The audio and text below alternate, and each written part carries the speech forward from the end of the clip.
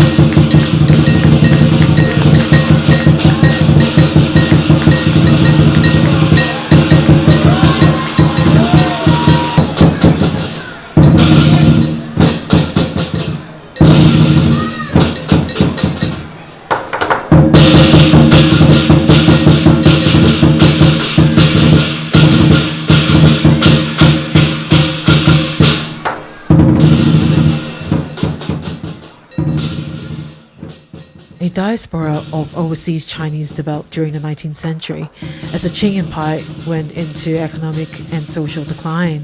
Since then, generations of Chinese have contributed to societies and cultures all over the world.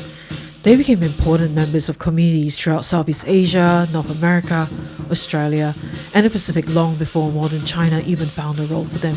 When things go well and there are opportunities to be grasped, overseas Chinese with an inside track appreciation of the distinctive modus operandi will ride high.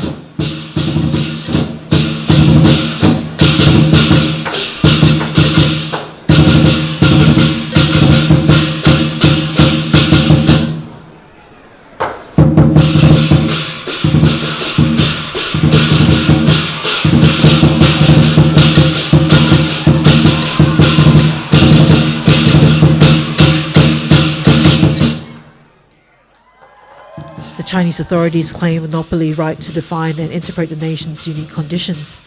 But in reality, social change, evolving attitudes and widespread aspirations continue to challenge the status quo. As history dictates, Mao Zedong honed his revolutionary instincts on Chinese soil rather than studying overseas. Yet, it was the foreign educated colleagues who were directly responsible for the opening up and reform of China that is still changing the world right now.